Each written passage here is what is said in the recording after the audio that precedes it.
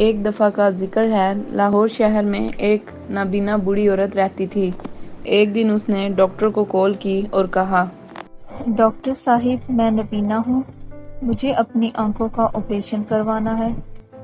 Face کی کوئی tension نہیں، لیکن میری ایک شرط ہے کہ میں جب مکمل طور پر ٹھیک ہو جاؤں گی، پیسے میں تب دوں گی، اور اگر ایسا نہ ہوا تو میں کوئی پیسے نہیں دوں گی۔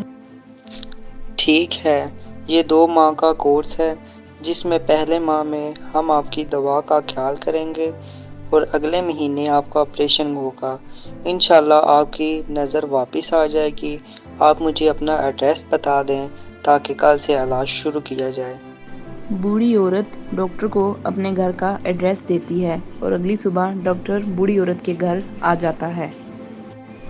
وہ بوڑھی عورت کو دوا دیتا ہے اور واپس گھر کو جانے لگتا ہے کہ اس کی نظر اس کے گھر کی قیمتی چیزوں پر پڑتی ہے تو اس کے دل میں لالچ پیدا ہو جاتا ہے اور وہ سوچتا ہے، کتنی قیمتی چیزیں ہیں، یہ ان سب چیزوں کا کیا کرے گی؟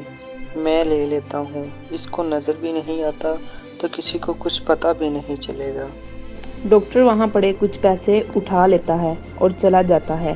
اسی طرح روز ڈاکٹر علاج کے بہانے آتا اور کوئی نہ کوئی چیز اٹھا کر لے جاتا۔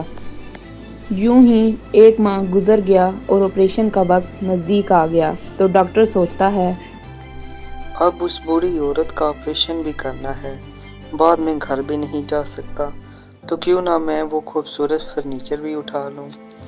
اگلے دن ڈاکٹر اس بوڑھی عورت کے گھر سے اس کا قیمتی فرنیچر بھی اٹھا لیتا ہے اور اس کو آپریشن کے لیے ہسپتال لے جاتا ہے اور وہاں اس کا آپریشن کرتا ہے۔ آپریشن کے بعد بوڑھی عورت اپنے گھر آتی ہے اور دیکھتی ہے کہ اس کا قیمتی فرنیچر اور باقی چیزیں سب غائب ہیں۔ اگلی صبح وہ ڈاکٹر کے پاس چیک اپ کے لیے جاتی ہے تو ڈاکٹر کہتا ہے، اب تو آپ کی طبیعت بھی ٹھیک ہے اور نظر بھی سب آ رہا ہے، تو لائیں میری فیس۔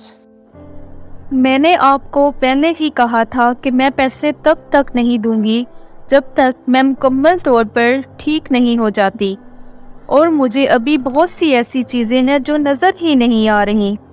ڈاکٹر کو غصہ آتا ہے کہ آپریشن بھی ٹھیک ہو گیا ہے، یہ پیسے نہیں دینا چاہ رہی تو بہانے کر رہی ہے۔ ڈاکٹر اس بوڑھی عورت پر کیس کر دیتا ہے۔ وہاں جج پوچھتا ہے، تم اس ڈاکٹر کی فیس کیوں نہیں دے رہی؟ جج صاحب، میں نے ان کو پہلے ہی کہا تھا کہ میں جب مکمل طور پر ٹھیک ہوں گی تو تب پیسے دوں گی۔ مجھے تو اپنے گھر کا فرنیچر اور کچھ قیمتی چیزیں تھیں جو نظر ہی نہیں آتی، تو میں کیسے مان جاؤں کہ میری نظر ٹھیک ہو گئی ہے؟ آپ خود ہی بتائیں۔ جج ایماندار اور سمجھدار ہوتا ہے، وہ اس بوڑھی عورت کی باتیں سمجھ جاتا ہے کہ بوڑھی عورت کیا کہنا چاہتی ہے۔ جج اس ڈاکٹر کو بوڑھی عورت کے گھر سے ضروری سامان چوری کرنے کے الزام میں گرفتار کرنے کا حکم دیتا ہے اور سزا دیتا ہے۔ تو بچوں، اس کہانی سے ہمیں یہ سبق ملتا ہے کہ ہمیں کسی کی کمزوری یا کسی انسان میں موجود خامی کا فائدہ اٹھا کر اسے دھوکہ نہیں دینا چاہیے۔ اگر وہ انسان نہیں دیکھ سکتا مگر اللہ تو دیکھ رہا ہے نا، اسی لیے کہتے ہیں برائی کا انجام ہمیشہ برا ہوتا ہے۔